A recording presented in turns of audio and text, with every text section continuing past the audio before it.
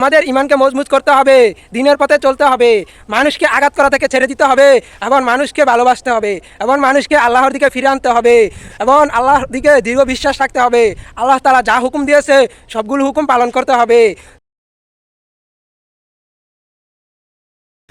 এক দেশে এক রাজা ছিল।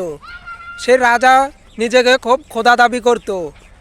সেখানে তার প্রজারা তাকে খোদা দাবি করত। তো হঠাৎ একদিন সেখানে ইমানদার ব্যক্তি গেল আল্লাহর দাওয়াত নিয়ে, ইসলামের দাওয়াত নিয়ে ওই রাজার দরবারে।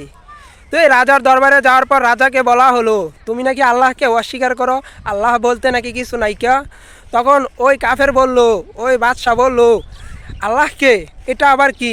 আমি দেখো, আমি এখানকার খোদা, এরা আমাকে খোদা দাবি করে, আমি এখানকার রব, ওরা সবাই আমার গোলাম, আমার হুকুমে তারা চলাফেরা করে, উঠা বসা করে।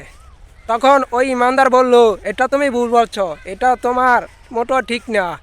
যে আল্লাহ তোমাকে বানাইছে তুমি সে আল্লাহকে অস্বীকার করো, তোমার এখনও সময় আছে, তুমি আল্লাহর দিকে ফিরে আসো এবং এই প্রজাদেরকে তুমি আল্লাহ এক বলে দাবি করো।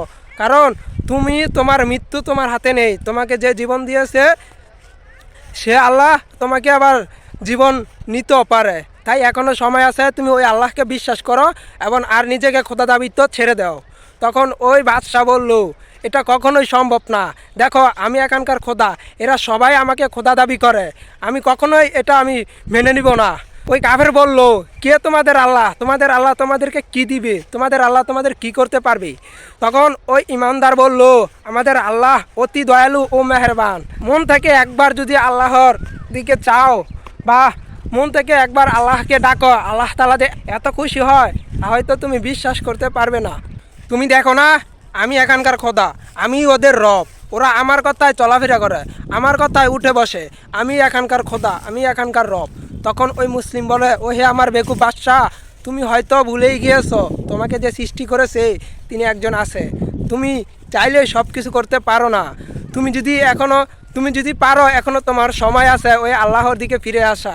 কারণ আল্লাহর দিকে ফিরে এসে আনুগত্য করে একটাবার মন থেকে আল্লাহকে স্বীকার করো, রব হিসাবে মানো, মৃত্যুর পর আল্লাহ তাআলা তোমাকে জান্নাত দান করবে। আর জান্নাতটা এমন হবে, স্বর্ণ দিয়ে তৈরি হবে জান্নাতটা, এখানে ফলমূল খাবার এক কথায় কোনো কিছুর অভাব থাকবে না। তখন ওই কাফের হিংসায় রেগে গেল, বলে, ও তাহলে এটা তো কোনো ব্যাপারই না আমার কাছে, আমি চাইলে তো আমি নিজেই জান্নাত তৈরি করে দেখাইতে পারবো। তাহলে এটাই তোমাদের খোদার মৃত্যুর পর তোমার খোদা জান্নাত দিবে? এটাই মৃত্যুর পর তোমাদের খোদা জান্নাত দিবে? তখন ওই মুসলিম বলে, হ্যাঁ, ওখানে কোনো কিছুর অভাব থাকবে না, তোমার যখন যা প্রয়োজন তুমি তাই করতে পারবে। তখন ওই কাফের বলল, যাও তাহলে, আমি 1 বছরের ভিতরে তোমাদের ওই জান্নাত আমি তৈরি করে দেখাবো। তা এই বলে ওই ইমানদার ব্যক্তি চলে গেছে সেখান থেকে। তারপর ওই কাফের বাদশাহ সিদ্ধান্ত নিল সোনার তৈরি জান্নাত তৈরি করবে, জান্নাতের বাইরেই তৈরি করবে। তখন তার সকল রাজা প্রজাদেরকে হুকুম দিয়েছে, যার বাড়িতে যত স্বর্ণগহনা আছে যেখান থেকেই পারো সব স্বর্ণগহনা এখানে জমা করো এবং কাজে লাগিয়ে দাও এখন থেকেই, যাতে জান্নাত বানানো শুরু করে। তারপর দীর্ঘদিন আস্তে আস্তে যেখান থেকে এই প্রহরের পর প্রহর, শহরের পর শহর ঘুরে বাড়িতে যত স্বর্ণ মুদ্রা আছে সব এখানে জমা করছে। এখানে জমা করার পর এক এক করে মিস্ত্রিরা কাজ শুরু করে দিয়েছে জান্নাতের। দীর্ঘ কয়েক বছর পর আস্তে আস্তে জান্নাতটা সে নির্মাণ করে ফেলেছে। যখন সম্পূর্ণ জান্নাতটা তৈরি করে ফেলেছে, তখন ওই ইমানদার মুসলিমকে ডেকে বলে, ওই দেখো, তুমি না বলেছো তোমাদের খোদা মৃত্যুর পর তোমাদেরকে জান্নাত দিবে? এই দেখো, আমি এই দুনিয়াতে আমার জান্নাত তৈরি করে ফেলেছি।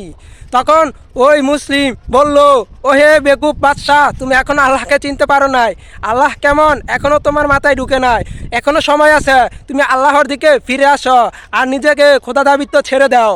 তখন ওই বাদশাহ আরও রেগে গিয়েছে, বলে, তুমি কি দেখো নাই তোমাদের খোদা তোমাদের মৃত্যুর পর জান্নাত দিবে, আর আমি দুনিয়াতে জান্নাত তৈরি করে ফেলেছি, তুমি কি দেখো নাই? তখন ওই মুসলিম ইমানদার বলে, হায় রে বেকুব, আফসোস তোমার জন্য, তুমি আল্লাহকে চিনতে পারো নাই, ওই আল্লাহ কেমন, কত দয়ালু, তুমি ওই আল্লাহকে চিনতে পারো নাই। তখন ওই বাদশাহ তার জান্নাতের ঘরের দিকে আস্তে আস্তে রওনা হলো। যখনই জান্নাতের ঘরের দরজায় পৌঁছলো, এমন সময় মৃত্যুর ফেরেশতা সামনে আসলো। তখন ওই কাফের বলতাছে, তুমি কে? সরো, আমি আমার জান্নাতে ঢুকবো। তাই ওই মৃত্যুর ফেরেশতা বলল, কখনোই না, তোমাকে আর 1 সেকেন্ডের সময় দেওয়া হবে না। বলে তুমি কে? তুমি জানো আমি বাদশাহ, আমি চাইলে সব কিছু করতে পারি। তখন ওই মৃত্যুর ফেরেশতা বলল, তুমি সব বাহাদুরি করছো, সবার সাথে লড়তে পারছো, কিন্তু আমার সাথে তোমার বিন্দু পরিমাণ লড়ার ক্ষমতা নাই। তুমি জানো আমি কে? তখন ওই কাফের বাদশাহ বলল, তুমি কে? সরো আমার পথ থেকে। তখন মৃত্যুর ফেরেশতা বলল, আমি তোমার মৃত্যুর নিব, অর্থাৎ তোমার জান কবজ করব। তখন ওই কাফের বলল, ঠিক আছে তুমি কবজ করো, আগে আমাকে জান্নাতে আমার স্বর্ণের তৈরি জান্নাতটা আগে দেখার সুযোগ করে দাও। তখন ওই মৃত্যুর ফেরেশতা বলল, এটা কচ্ছিন কালেও সম্ভব না, তুমি সময় গনিয়ে ফেলেছ, তোমার আর 1 সেকেন্ডের সময় দেওয়া হবে না। তুমি যা করেছো সব তুমি তোমার ক্ষমতার অধীনে করেছো, সবার কাছে ক্ষমতা দেখাইতে পারছো, কিন্তু আমার সামনে তোমার ক্ষমতা এক বিন্দুও নাই। তোমাকে এখনই জান কবজ করা হবে। এই বলে মৃত্যুর ফেরেশতা ওই কাফের জান কবজ করে নিল। আল্লাহকে সে অবিশ্বাস করে, আল্লাহকে স্বীকার না করে তার মৃত্যুটা সে দিয়ে দিল। তাই সময় থাকতে আমাদেরকে ওই আল্লাহকে চিনতে হবে। ওই আল্লাহ কেমন আমাদের অন্তরে গাড়তে হবে, আমাদের ইমানকে মজবুত করতে হবে, দিনের পথে চলতে হবে, মানুষকে আঘাত করা থেকে ছেড়ে দিতে হবে, এবং মানুষকে ভালোবাসতে হবে, এবং মানুষকে আল্লাহর দিকে ফিরে আনতে হবে, এবং আল্লাহর দিকে দৃঢ় বিশ্বাস রাখতে হবে। আল্লাহ তাআলা যা হুকুম দিয়েছে সবগুলো হুকুম পালন করতে হবে। যদি আমি একজন মুসলিম হয়ে থাকি, আল্লাহ তাআলার আনুগত্য হয়ে থাকি, অবশ্যই আল্লাহ তাআলা মৃত্যুর পর ওই জান্নাত দান করবে। আল্লাহ তাআলা আমাদের সবাইকে বুঝার তৌফিক দান করুক, এবং এই দিন আল্লাহর সন্তুষ্টি অর্জন করে এই দুনিয়া থেকে মৃত্যুবরণ করার তৌফিক দান করুক।